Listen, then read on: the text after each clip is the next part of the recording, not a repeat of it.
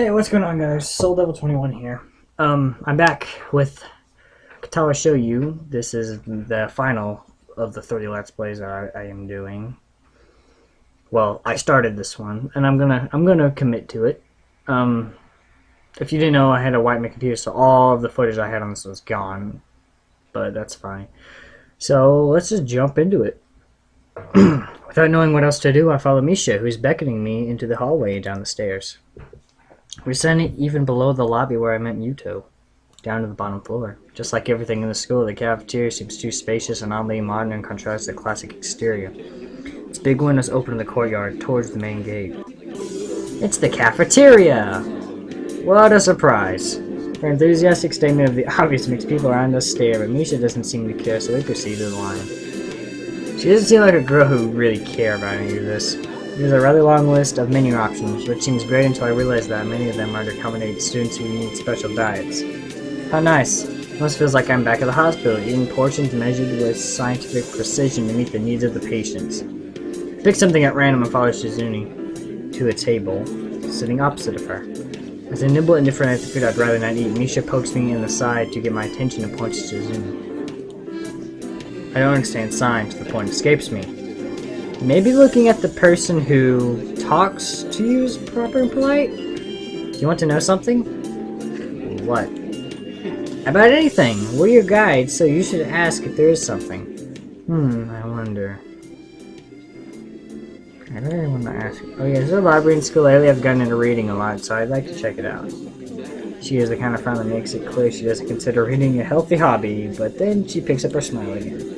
It is. It's the second floor. We can show it to you sometime. Thanks. Jim have heard while the girls talk between themselves. Patience is me saying back and forth very animatedly, throwing sideways glances at me, but Misha refrains from translating. Maybe they're talking about secret girl stuff or something. Triple dot.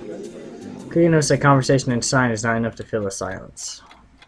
We arrived in the classroom early, but we're not the first. What the hell? Look at that chick. Dark-haired girl I noticed before slumped over her desk in the last row. Jeez, even when I come back, I can't talk. She jumps a little when Misha crashes in the room with the elegance of a rhino.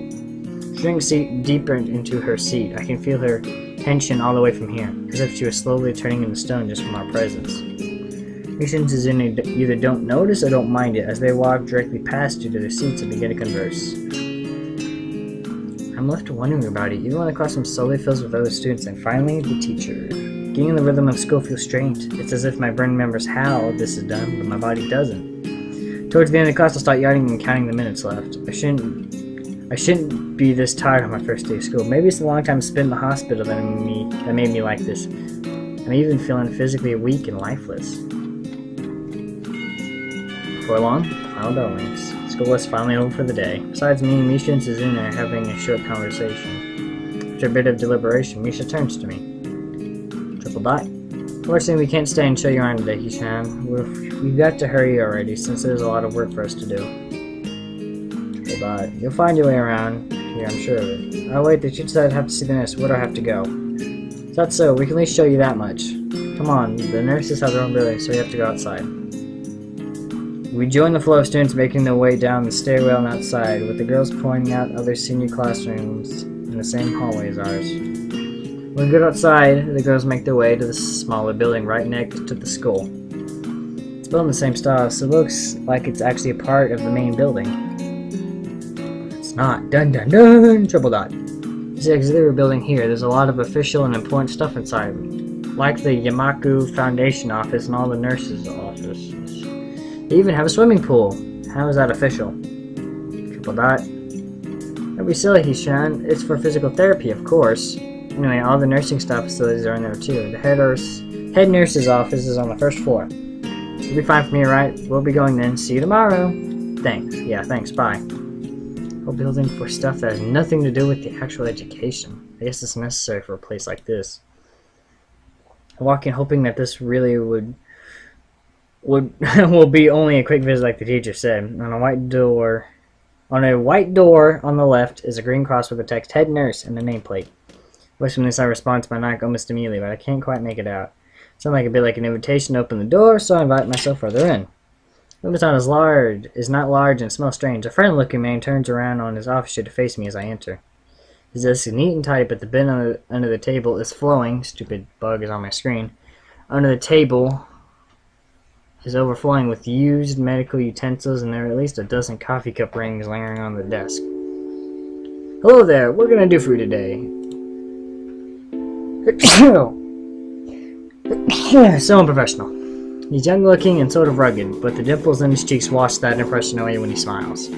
Are you the nurse? He smiles like a person who has heard this very same question hundreds of times. Yeah, that smile right there. Look at that smile. His nose looks kind of weird. It's kind of out of place. Why, yes I am. It says so on the door, no? You can call me by my name or just the nurse like everyone else. Of course, to shake off my confusion, realizing I probably should go grab his extended hand. The check is rather firm and friendly. Right, I'm a new student and my homeroom teacher told me to come and meet you. My name is Hisao Nakai. His eyes light up with elevation. He snaps his finger. Oh, you're that Nakai! I was just reading your file in the morning. Some kind of chronic arrhythmia. That word I'll never be able to get the right. Related conditional heart muscle deficiency, right? Just as me to sit down in a vacant armchair in front of his desk. Yes. Good, well you've probably been briefed about the school enough, so I'll just go over this quickly. We have all kinds of facilities available, mostly physical therapy and such. There's always some for my staff around, even at night, so never hesitate to call us if there's a problem. Famous 24-hour nursing staff. Wow, this is like a hospital. Well, not exactly. For instance, we don't do brain surgery here. His joke feels so out of place that I'm left thinking why he even said it. Yeah, just that it's really weird to have so many medical people out of school. You'll get used to it.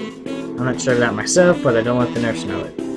Now, let me just find your file again. While he searches for something from his computer and shuffles stacks of papers around, let me gaze one around the room. It's the epitome of generic, I like to say. Bathed walls and ceiling, dark gray laminate flooring, all the equipment you'd expect from a school nurse's office. Even the ridiculous education approaches are hanging on all fours, remind me to eat properly 3 times a day and from all the food groups. Speaking of eating, smiling, the nurse draws a thick file from a stack of similarly thick files and opens it. So you already have the medication for the arrhythmia. Just remember to take your pills every morning and evening. God, tongues, man, won't be much help. Apart from that, do you do any sports or stuff like, I don't know, boxing? He grins his own joke, but I don't. Yeah, well, I played soccer occasionally with some classmates. Alright, I'm afraid I'm gonna have to recommend you refrain from doing that, at least for the time being. My lack of reaction makes him raise an eyebrow, but really, I'm not too bothered by him forbidding me to kick a ball around. Fucking bug, oh my, there we go, I got it. I guess I never did it out of burning passion for the sport, just to have something to do. Any kind of concussion might be very dangerous to your heart, and risking another attack is not a good idea. There's a previous one caused by a sudden concussion of the chest area. There's no mention of the cause in your papers. Not exactly. I sidestep the question acceptably, and he glances at me over his papers with a more serious expression on his face. That's a serious face right there, guys. Just glance at it for a second. It's so beautiful. Still, you need to keep your body healthy, so some exercise would do you good. The physical therapy and such available. Fuck. As I said, but I don't think you really need such heavy measures. Just some light exercise regularly. Just squats, even light jogging, jumping rope, that sort of thing. Swimming? Maybe. There is a pool here. So I was told. You were. Very good. Anyway, I'm sure you've been told this before. You just need to take care not to overexert yourself. That's kind of what I'm doing with 3 Let's Plays. He wags his finger and emphasized the point. No need, really. I've heard this 1,000 times already. Absolutely no unnecessary risk. Take care of yourself. Okay. He's over my papers one more time and sets them on the desk. Obviously content. Good, that's it then. Come meet me if you ever need something. Must show you that before I even realized that. A quick visit indeed. I end up standing in front of the main building and the auxiliary building. I look at my eyes. They still look one and the same. It's the first real look I get at the other students, so I watch people coming out of the school, going towards the gate of the dorms. Everyone seems to know where they are going. I still keep thinking that most of them don't look too special for being students of a special school. Then again, neither do I. Does that make me one of them? One of us? One of us. One of... Sorry, triple dot. should go somewhere too. It hurt me from getting lost. It's around dinner time, but I feel tired instead of hungry. I'm the exact opposite of you. I'm full of energy, but I'm pretty hungry. The weariness in me only grows as I trudge towards the dorm set a little way apart from the main building complex.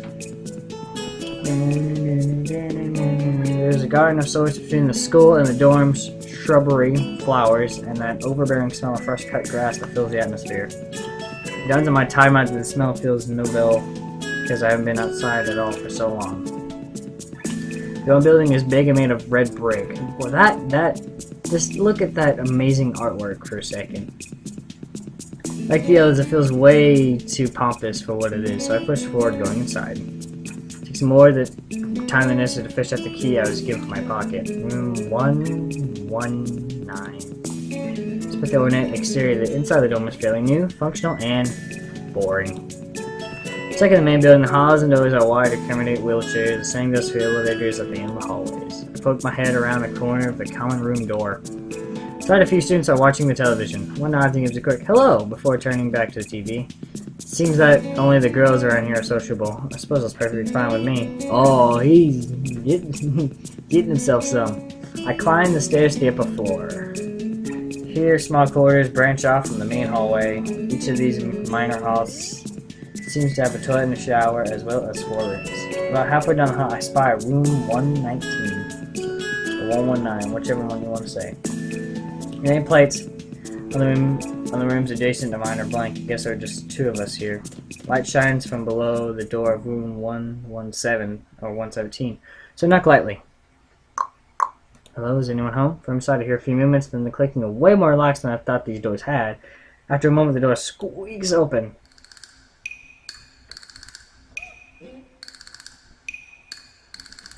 A bespectacled boy is standing in the doorway. He's looking at me very intently through his extremely thick eyeglasses. Who is it?